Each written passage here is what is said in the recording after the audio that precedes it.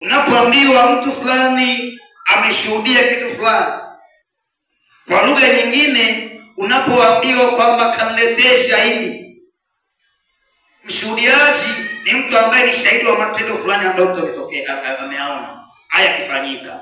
Sasa kwa lugha ya kawaida au lugha ya Biblia, neno ushuhudiaji ni kile kitendo cha mtu kumpatia mtu mwingine habari njema za Yesu Kristo katika maisha yake. Kile kitendo cha wewe kumpatia mtu mwingine habari njema za Yesu Kristo katika maisha yake, ndio ushuhudiaji ambao nauzungumzia hapa. Na katika eneo hili natamani niende kwa spidi nzuri zaidi ya kiwanafunzi, ya kwamba kushuhudia hatujaanza sisi. Sijaanza mimi, hujaanza wewe. Ila alianza kushuhudia ni Yesu, ni Mungu mwenyewe, Mungu muumba mbingu na nchi. Alianza kushuhudia kazi alizokuwa akifanya Yesu Kristo, nidhamu, hekima na moyo mnyenyekevu aliokuwa nao. Maana maandiko yanasema mbinguni wapo watatu washuhudiao, yaani Baba, Neno pamoja na Roho Mtakatifu.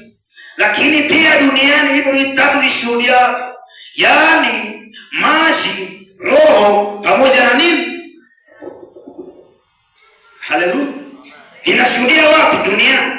Lakini maandiko yananiambia kwamba Mungu aliposhuhudia vile ambavyo Yesu alijitoa, baada ya hapo ndipo akamkirimia jina lipitalo majina yote, ili kwa jina hilo kila goti lipigwe na kila ulimi ukiri ya kwamba Yesu Kristo ni Bwana na Mwokozi wa maisha yake. Na hiyo Yesu ameazimishwa juu zaidi, ameinuliwa juu zaidi, ili sisi wanadamu tutakapoendelea kuona yale matendo yake makuu na ya ajabu, watu wengine na wao wakae na waitikie ya kwamba hakika mmempokea Jehova ambaye ndani yake yuna uzima, ndani yake yuna uweza, ndani yake yuna mamlaka, na anatenda matendo makuu na ya ajabu zaidi. Kwa kitabu cha Yohana wa kwanza sura ya 5 mstari wa 6 mpaka 11 nazungumzia kwa habari hizo.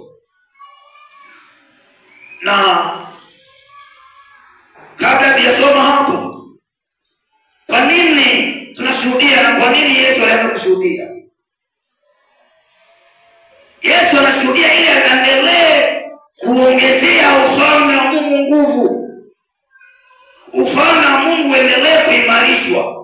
Ndio maana Mungu mwenyewe aliona ya kwamba amtumie Yesu, ili kwa kumtumia Yesu kila goti lipigwe. Kwa maana gani? Aendelee kuwavuta watu walio kwenye upande wa dhambi wamwelekee yeye, warudi kwake. Kwa maana baada ya ulimwengu kuasi, baada ya wanadamu kuasi, watu walikaa mbali na Mungu. Hakuna sauti, hakuna ulimi uliokuwa unaendelea kumwadhimisha Mungu. Kwa maana hiyo Mungu ametumia njia hiyo ya kwamba Yesu Kristo ainuliwe juu zaidi, watu wakiri ya kwamba ni Bwana, kila magoti yapigwe, ili heshima iendelee kurudi kwa Mungu wetu. Kwa hiyo leo mimi na wewe si kwamba tunahubiri tu ili mradi, si kwamba tunashuhudia tu ili mradi, lakini tambua ya kwamba lengo la wewe kutoka na kwenda kushuhudia na kwenda kuambia wengine habari njema ni ili uwavute kwa Yesu, ili ufalme wa Mungu uendelee kuwa ni ufalme wenye nguvu zaidi. Kwa watu wa historia wanasema ya kwamba yapo mambo mbalimbali ambayo kwenye ufalme yanaongezea ufalme nguvu. Miongoni mwa mambo hayo ni watu. Taifa lenye watu wachache wakati mwingine na nguvu yake inaweza ikawa ni ndogo, lakini taifa lenye watu wengi, nguvu yake katika maeneo mengi inaweza ikawa ni kubwa zaidi. Kwa maana katikati ya kusanyiko hilo wapo watu ambao wana vitu tofauti tofauti ambayo inaweza ikatumika kwa ajili ya kujenga na kuinua mwili wa Kristo. Hivyo na sisi tukiamua kutoka na kwenda kuambia wengine habari njema na kuwaleta kwa Kristo na kuwafanya wanafunzi, hatufanyi tu hivyo kwa namna ya kujaza kanisa, lakini tunapofanya hivyo tunafanya kwa namna ya kwamba tunaufilisi ufalme wa shetani, tunaingiza watu kwenye ufalme wa Mungu wetu, lakini tunaiteka Tanzania, tunauteka ulimwengu wote, tunauamia yuko ufalme wa wafalme, yuko Bwana wa mabwana, yuko Mungu mwenye nguvu, ambaye mapepo, majini, wachawi si chochote isipokuwa yeye pekee.